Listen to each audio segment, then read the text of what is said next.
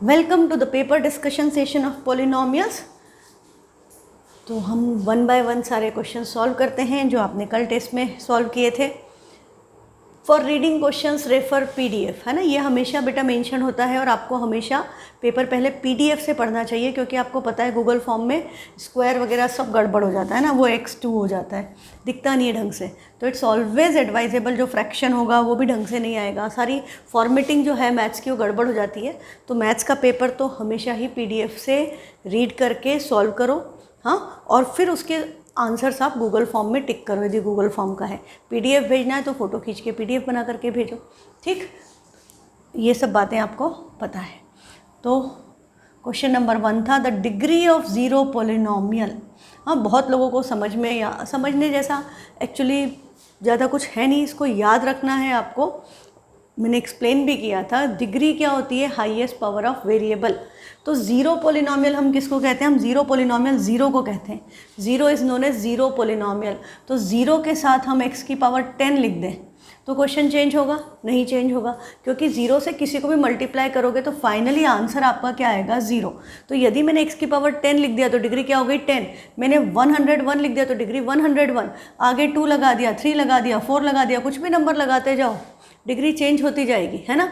तो इसलिए zero polynomial की डिग्री को हम क्या कहते हैं, नॉट डिफाइंड। सेम क्वेश्चन में आपने देखा डिग्री अलग अलग आ रही है, तो इसका आंसर क्या आएगा, not defined. Degree of zero polynomial is not defined. Constant polynomial, zero के अलावा कोई और नंबर है तो उसकी डिग्री ज़ीरो होती है, क्योंकि उसके साथ हम x की पावर 0 लिख सकते हैं, क्योंकि x की पावर 0 1 होता है। जैसे यदि सिर्फ 2 है तो 2 मल्टीप्लाइड बाय x की पावर 0, कुछ और नहीं लिख सकती मैं, सिर्फ पावर 0 वाला ही वेरिएबल इंसर्ट कर सकते हैं। तो इसलिए कांस्टेंट पोलिनोमियल की डिग्री 0 होती है, ज़ीरो पोलिनोमियल की डिग्री नॉट डिफाइंड होती है। ये आपको बात याद रखनी है, ये एग्ज़ाम में आपके पूछी जाएगी, इसमें गलती होने की संभावना बिल्कुल नहीं होना चाहिए। The coefficient of x square in this, तो इसमें भी हमको क्या करना है, देखो हमको पता है कि हमको इनका प्रोडक्ट करना है, we have to multiply this numbers. But क्या दिख रहा है कि आपसे कोफिशिएंट किसका पूछा है, सिर्फ एक्स स्क्वायर का, और 1 मार्क का क्वेश्चन है तो, और MCQ है तो हमें बहुत ज़्यादा टाइम नहीं लगाना है, हमको टाइम सेव करते हुए चलना है। तो आपको पता है कि एक्स स्क्वायर का कोफिशिएंट कब आएगा, जब आप इस 4x स्क्वायर का प्रोडक्ट इस 2 से करोगे, तो 4 2 ज़ा 8x स्क्वायर। फिर इस -7 को जब इस -3x स्क्वायर से मल्टीप्लाई करोगे तो भी x स्क्वायर आएगा। तो -7 मल्टीप्लाइड बाय -3, 7 3 ज़ा 21, minus minus plus 21x square. तो कोफिशिएंट क्या हुआ, 21 + 8, आंसर इज 29, ठीक है। ये तो तरीका था इसको जल्दी से करने का। यदि जल्दी से नहीं करना होता, ज़्यादा नंबर में क्वेश्चन आता, तो हम क्या करते, तो हम प्रॉपर मल्टीप्लिकेशन करते कि हम पहले लिखते 4x square multiplied by 2 - 3x square -7 times 2 - 3x square, ये होता, डिस्ट्रीब्यूट कर दिया हमने। अब हम इसको मल्टीप्लाई करेंगे, और जो डायरेक्टली कर सकते हैं वो लोग, अब जो मैं लिखूंगी इसके बाद डायरेक्ट इस स्टेप पे आ सकते हैं कि 4 2 ज़ा 8x स्क्वायर, 4 3 ज़ा 12, एक्स स्क्वायर बेस से मल्टीप्लिकेशन, पावर ऐड हो गई तो और plus minus minus x to the power 4, आगे माइनस साइन है, ब्रैकेट के अंदर साइन चेंज हो जाएंगे, -14 + 21x स्क्वायर। कोफिशिएंट किसका पूछा है, एक्स स्क्वायर का।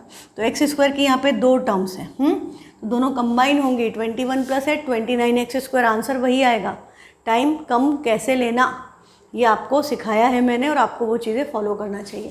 जैसे इसी क्वेश्चन में यदि हमें x की पावर 4 का कोफिशिएंट पूछा होता तो हम सिंपली ये एक्स स्क्वायर वालों का प्रोडक्ट करते, तभी x टू द पावर 4 होता, तो हमारा आंसर 4 3 ज़ा 12, माइनस साइन -12 आ जाता है ना, ये दिख रहा है आपको। कांस्टेंट टर्म पूछी होती तो सिर्फ कांस्टेंट का प्रोडक्ट -14, पूरा मल्टीप्लाई करने की ज़रूरत नहीं है। मैंने ये पेपर पूरा 20 to 25 मिनट्स के अंदर पूरा सॉल्व करके इसका सॉल्यूशन बना दिया था, है ना। ओके, अब आप लोग तो पहली बार पढ़ रहे हो तो आपको थोड़ा ज़्यादा टाइम मिलेगा, इसलिए आपको 1 घंटा दे दिया था। But the thing is paper was not tough, paper बहुत ईजी था। The degree of polynomial is, हमको हाईएस्ट पावर क्या दिख रही है, 5, पर इसका कोफिशिएंट क्या है, 0, तो ये तो कैंसिल हो गया। 5 के बाद पावर क्या है, 4, इसका कोफिशिएंट 4 है, 0 नहीं है, तो डिग्री क्या हो गई, 4। तो आंसर क्या आ गया इसका, 4। नेक्स्ट है question number 4, degree of polynomial. ये मैंने आपको बताया था, जब प्रोडक्ट है हम इसको मल्टीप्लाई करेंगे तो x³ × x² क्या बनेगा, x की पावर 5, हाईएस्ट पावर क्या आई, 5, तो डिग्री क्या होगी 5। हम इसको पूरे को मल्टीप्लाई करने की ज़रूरत नहीं है, आपको ऐसे प्रोडक्ट फॉर्म में जब भी दिया है और आपसे डिग्री पूछी है तो आप सिंपली जो हाईएस्ट पावर वाले वेरिएबल्स है उनका प्रोडक्ट निकाल के उनकी पावर ऐड कर दो। प्रोडक्ट निकालना मतलब जस्ट ये 3 + 2 5, यदि यहाँ पर x होता तो ये 3 + 1 4 होती, पर कम है। यदि यहाँ x³ होता तो 3 + 3 6 हो गई, डिग्री 6 हो जाती है ना। ये बेसिक्स है बेटा, इनको ध्यान रखो और इस हिसाब से प्रैक्टिस करो। नेक्स्ट है question, zero of polynomial is. Zero of polynomial NCERT में क्वेश्चन है आपके। हम इसको जीरो से इक्वेट करेंगे तो 2x + 1 = 0, तो 2x = क्या हो गया -1, तो x की वैल्यू क्या हो गई -1/2। तो ये तो डायरेक्ट ओरली हो जाना चाहिए कि +1 उधर गया -1, 2 मल्टीप्लिकेशन में डिवीजन में, तो आंसर आ गया -1/2। नेक्स्ट क्वेश्चन है 6, if p of x = 2 + x/2 + x² - x³/3, then p of -1 पूछा है, मतलब x की जगह पर हर जगह -1 सब्सटीट्यूट करना है। तो आपको पता है ये 1 मार्क का क्वेश्चन है, तो हमको हर जगह लिखने की ज़रूरत नहीं है। जहाँ ऑड नंबर ऑफ टाइम्स आ रहा है वहाँ साइन नेगेटिव होगा, जहाँ इवन नंबर ऑफ टाइम्स आ रहा है वहाँ पर साइन पॉजिटिव हो जाएगा, depending on the outer sign also. तो ये आपका क्या हो गया -1/2, -1 का स्क्वायर +1, तो यहाँ +1 आएगा। ये माइनस है और माइनस का क्यूब माइनस, 2 बार माइनस प्लस हो गया, तो ये हो गया +1/3, ये हो गया। अब देखो 2 और 1 तो डायरेक्टली ऐड हो रहे हैं, तो 2 + 1 कैन बी रिटन एज 3, तो ये बचा 3 - 1/2 + 1/3। अब आप चाहें तो एलसीएम ले लें, तो एलसीएम आएगा 6, 3 के अपॉन में कुछ नहीं तो 1 लिखेंगे, तो 6 3 = 18 -2 है 3 आ जाएगा, यहाँ 3 है यहाँ 2 आ जाएगा, तो 18 + 2 20, 20 - 3 17/6, तो आंसर आपका क्या आया 17/6। नेक्स्ट है question 7th, when the polynomial is divided by x + 1 the remainder is. तो एक्चुअली लॉन्ग डिवीजन थोड़ी करना है, सीधे रिमाइंडर थ्योरम, x + 1 से डिवाइड करना है, मतलब ये p ऑफ x से आपको किसकी वैल्यू निकालनी है, p ऑफ -1 की। ऐसे सारे क्वेश्चन बेटा हमने एनसीईआरटी में किए हैं, है ना, और एक्स्ट्रा क्वेश्चन भी मैंने आपको कराए थे, तो ये सिंपल एनसीईआरटी का कंसेप्ट ही है। तो x की जगह -1 रखना है। अभी हमने बात की थी पावर इवन है तो +1 आएगा, पावर ऑड है माइनस आएगा, बट आगे माइनस है, minus minus plus 2 × 1 will give you 2। x² +1 +3 +4, answer क्या आ गया 7 8 9 10, तो आंसर आपका क्या आ गया p ऑफ -1, रिमाइंडर क्या बचेगा, रिमाइंडर आएगा 10, ठीक है। नेक्स्ट क्वेश्चन है 8th, if x - 1 is a factor, x - 1 इसका फैक्टर है, तो वैल्यू k की क्या हुई, x - 1 फैक्टर है, मतलब p ऑफ 1 क्या होगा 0। तो ये सब समझने की बात है, 1 मार्क का क्वेश्चन है, MCQ तो लिखने की ज़रूरत नहीं है, आपको पता है x की जगह 1 रखो और इक्वेट कर दो 0 से, तो p ऑफ 1 0, तो ये क्या हो गया 1 का स्क्वायर 1 + 1 मतलब +k = 0, तो ये 2 हो गया, 2 + k = 0, तो k की वैल्यू क्या आ गई -2, डायरेक्ट हो जाता है बेटा। हाँ, थोड़ा सा प्रैक्टिस ज़्यादा करोगे तो आप ओरली कर पाओगे मोस्ट ऑफ दिस क्वेश्चंस, इसमें आपको पेपर पेन की ज़रूरत ही नहीं पड़ेगी।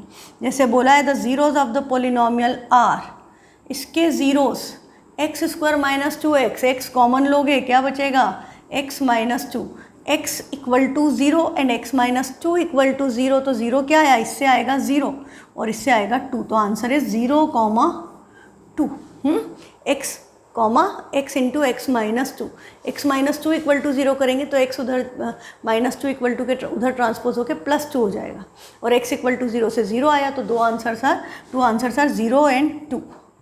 नेक्स्ट है question number 10th, the remainder when the polynomial is, remainder की स्पेलिंग गलत हो गई, रिमाइंडर हो गया, हाँ, when the polynomial p of x is divided by 2x - 5 is.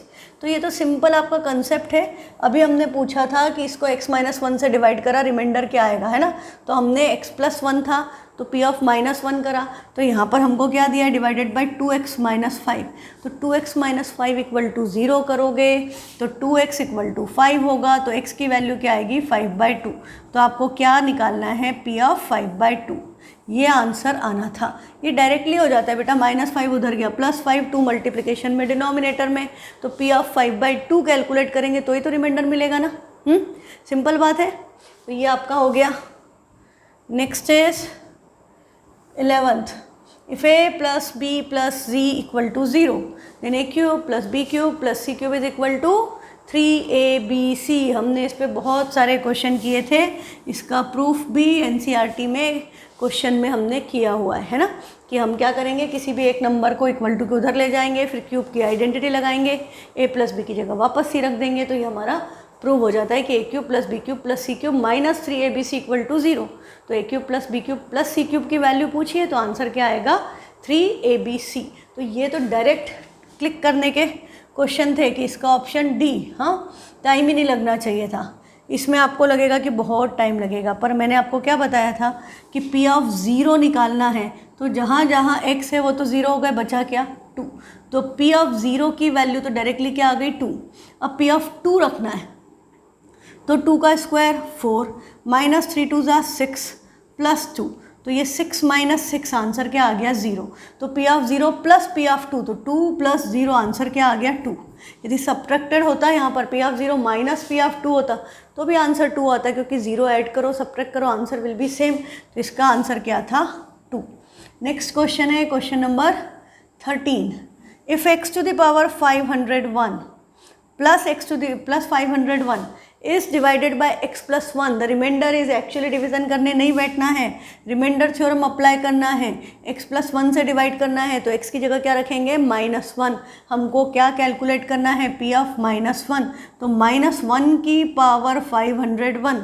Number कितना बड़ा है इसमें नहीं जाना है, 1 की पावर कुछ भी करो 1 ही आएगा, और माइनस है पावर ऑड नंबर है तो -1 आएगा। तो हमको ये पता चल गया कि इसकी वैल्यू तो -1 है। अभी किस में ऐड हो रही है 501 में, तो 501 में से 1 माइनस हो गया, क्या बचा 500। तो आंसर इसका आना था 500। Next is question number 14, the zeros of the polynomial.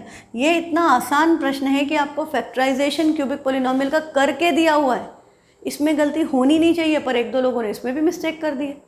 हाँ, ये सीधा सीधा क्वेश्चन था, आपको इसके जीरोस पूछे हैं। x का मतलब क्या हुआ कि x equal to 0, x minus 2 को 0 से इक्वेट करोगे तो x की वैल्यू क्या आएगी 2, x माइनस 3 को 0 से इक्वेट करोगे तो x की वैल्यू क्या आएगी 3। तो आंसर क्या है 0, 2 एंड 3। हाँ, x लिखा है फैक्टर्स में, इसका मतलब x की वैल्यू 0 रखने पे क्वेश्चन 0 हो जाएगा, है ना। तो 0 उसका 0 हुआ। x माइनस 2 है, इन तीनों का प्रोडक्ट 0 है, इसका क्या मतलब है या तो x 0 है या x 2 है या x 3 है, one of them has to be 0। तभी आपका फैक्टराइजेशन का ये कंसेप्ट यहाँ पर 0 वाला कंसेप्ट लगेगा। तो हमने तीनों को 1 बाय 1 0 से इक्वेट किया, तो x को 0 से इक्वेट किया, इसको किया तो -2 उधर जाके +2 हो गया, -3 उधर जाके +3 हो गया, तो ये हमारे 0, 2, 3 डायरेक्ट आ रहे थे। अब यदि आपने 0 मिस करके सिर्फ 3 और 2 लिख दिया तो मार्क्स तो नहीं मिल सकते, क्योंकि MCQ है। हाँ, MCQ में तो मार्क्स करेक्ट होने पे ही मिलते हैं। अब ये आइडेंटिटी के हमने काफ़ी सारे क्वेश्चन किए थे।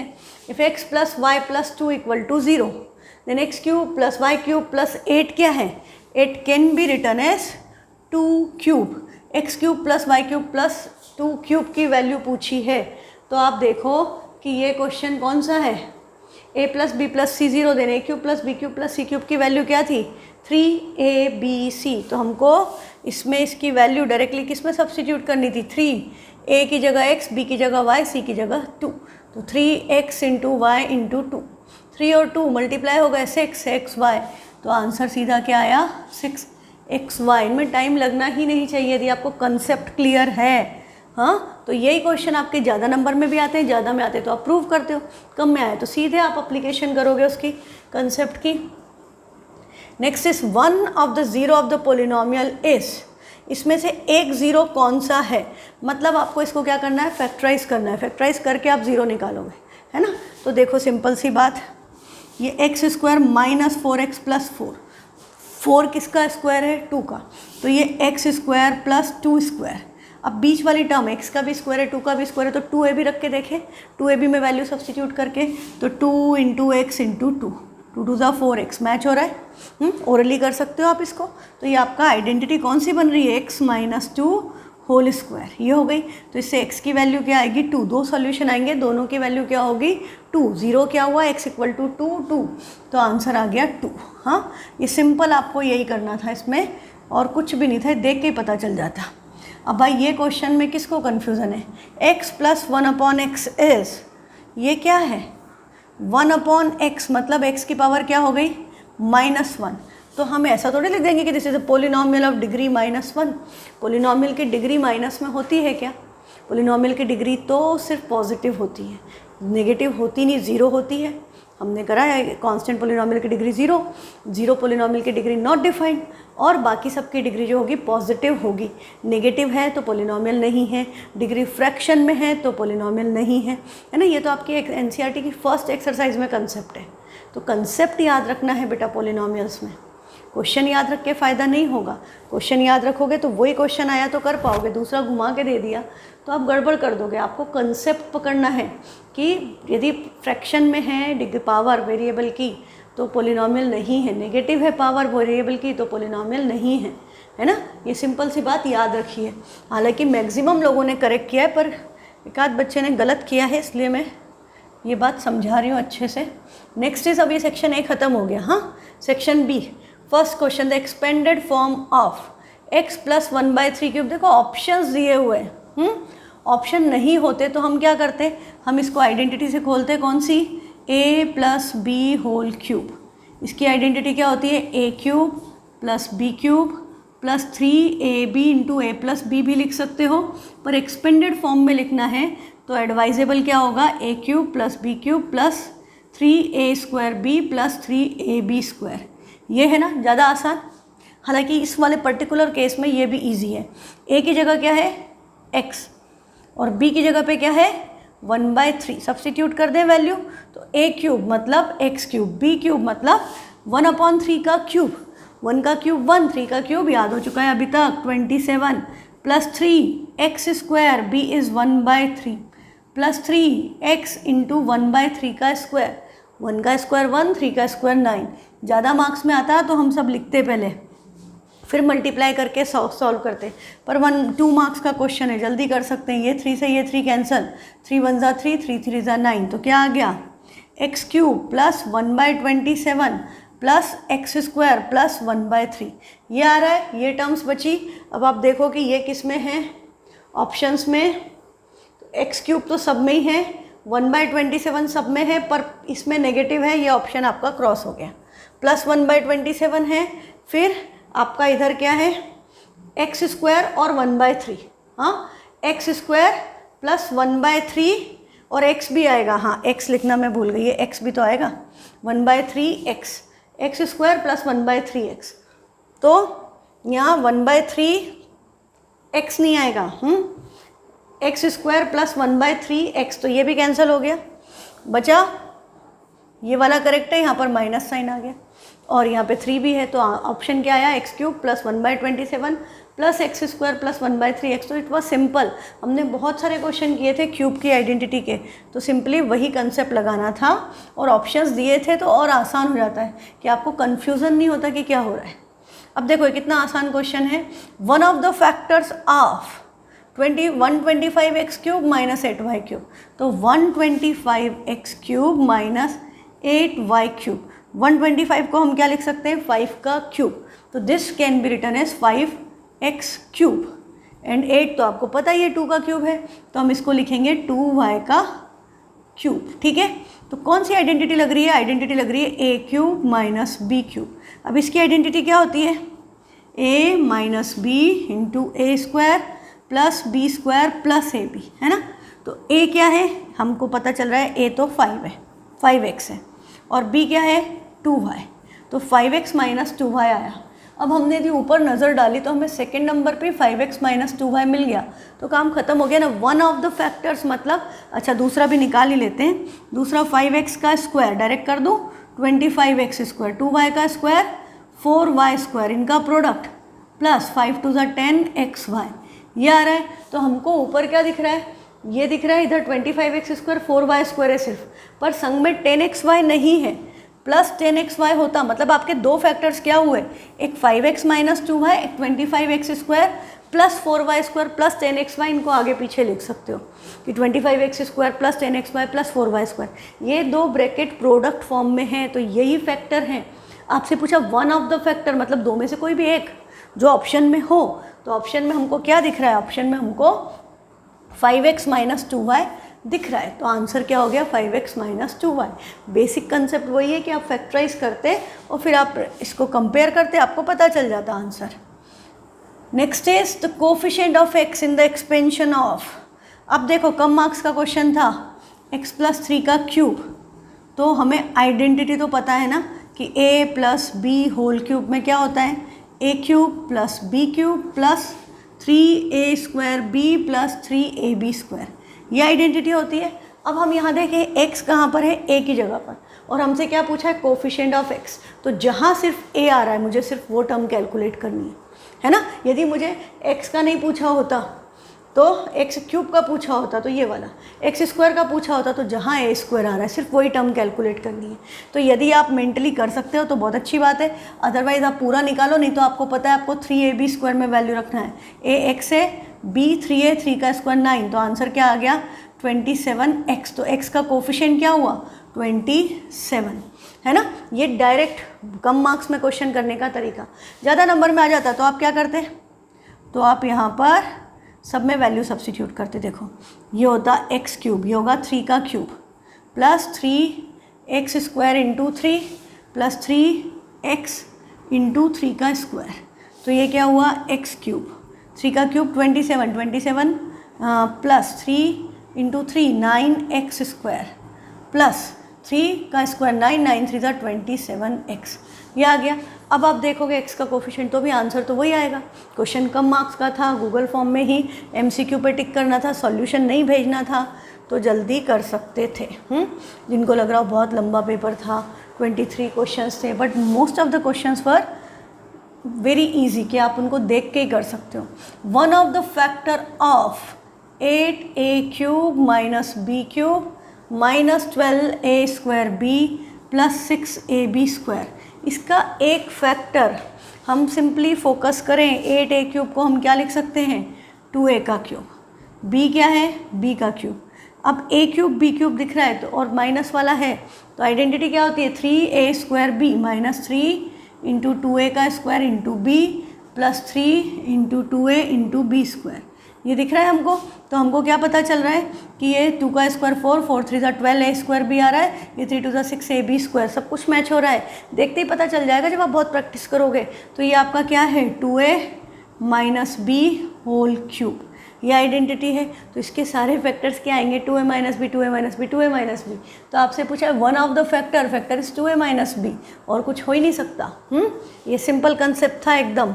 तो जिसने फैक्टराइजेशन की मेरे साथ प्रैक्टिस की होगी उनको कहीं गड़बड़ नहीं हुई होगी। ऐसे मैंने कॉपीज चेक करके भेज दी है, मुझे भी पता है आपने क्या किया, आपको भी पता है आपने क्या किया।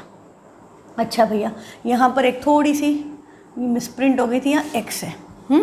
हालांकि मैक्सिमम स्टूडेंट्स ने उसको x करके कर लिया, क्योंकि जब प्रैक्टिस करते हो तो आपको पता होता है कि आना क्या चाहिए। ये हुआ +12। Product of the two numbers should be 12। इसकी जब मिडिल टर्म स्प्लिटिंग करेंगे तो प्रोडक्ट आना चाहिए 12, और इन दोनों नंबर को ऐड करके क्या आना चाहिए 5√2, क्योंकि साइन सारे पॉजिटिव हैं तो ऐड करके 5√2। और मैंने आपको क्या बोला था, जब रूट में नंबर मिडिल टर्म में आए तो रूट का स्क्वायर कर दो 2, तो 12 डिवाइडेड बाई 2 प्रोडक्ट क्या आना चाहिए 6। हाँ पता चल गया, प्रोडक्ट क्या आना चाहिए 6 और ऐड करके 5, तो 2 3 ज़ा 6, 2 + 3 5, और दोनों के पास क्या आएगा एक √2। तो हम इसको क्या लिखेंगे x square plus 2√2x plus 3√2x plus 12, ऐसा लिख देंगे। हमने इसको ऐसा लिख दिया। अब आप देखो इसमें क्या कॉमन आ रहा है, इसमें x कॉमन है तो बचा x प्लस 2√2। अब ये सब साइन तो पॉजिटिव है तो यहाँ प्लस लगाया। अब यहाँ पर मैं बिना सोचे समझे मैं एक बार x प्लस 2√2 लिख सकती हूँ, क्योंकि मुझे पता है जो ब्रैकेट यहाँ आना चाहिए आया है वही आना चाहिए। ठीक, अब ये x है और यहाँ 3√2x है, तो कॉमन क्या आएगा 3√2, क्योंकि आपको सिर्फ x चाहिए। पता चल गया 3√2 बाहर आएगा। अब यदि डाउट है कि भाई इन दोनों को मल्टीप्लाई करके 12 आता है कि नहीं आता है, तो मल्टीप्लाई करके देख लो कि 3 2 ज़ा तो 6 हो गया और √2 इंटू √2 2, तो 6 2 ज़ा इनका प्रोडक्ट क्या आ रहा है 12। This is how you can do this, है ना। या आप ऐसा भी कर सकते हो जैसे किसी बच्चे ने किया था कि उसने 12 को ही लिख दिया 3√2 × 2√2। फिर यहाँ पे कॉमन लेना उसके लिए आसान हो गया कि 3√2 दिख रहा है दोनों में, कॉमन ले लिया, बच गया 2√2, है ना। ये कर सकते हो बिल्कुल, यदि ये इजी लगता है तो ये दोनों के पास x + 2√2 है और दूसरे ब्रैकेट में क्या आएगा, x प्लस ये x और ये प्लस 3√2। अब यदि आप यहाँ पर साइन लगाना भूल जाते हो तो फिर आप यहाँ पर क्या साइन लगाओगे, गड़बड़ हो जाएगी, सारा मीनिंगलेस हो जाएगा, इसलिए साइन बहुत इंपॉर्टेंट है। ठीक है, ये हो गया आपका ख़त्म, ये वाला आंसर आ गया x + 2√2 और x + 3√2 is option d. Sign का बहुत ध्यान रखना, देखो सारे ऑप्शंस वही हैं, बस साइन किसी में प्लस किसी में माइनस।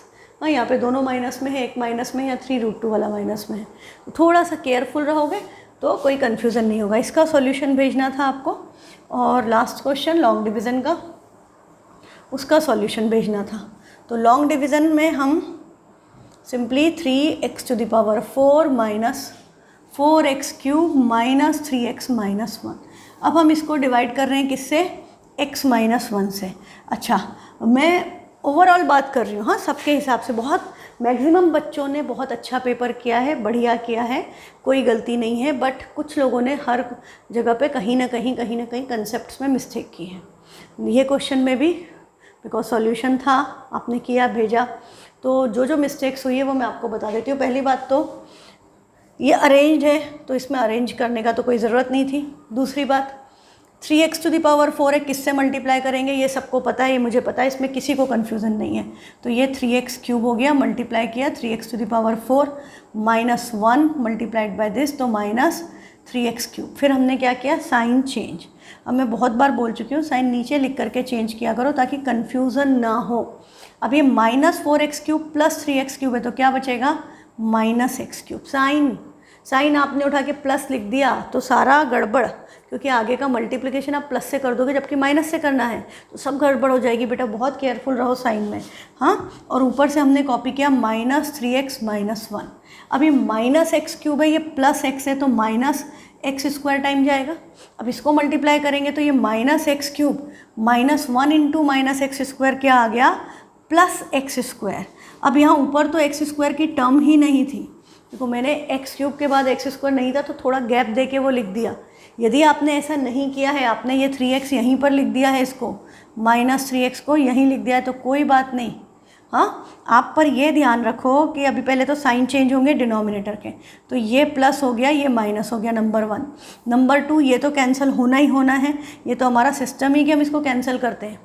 अब हम क्या करेंगे, अब x² है और x है, तो पहले क्या आएगा, x², डिसेंडिंग पावर। हाँ, variable should be always arranged in descending power.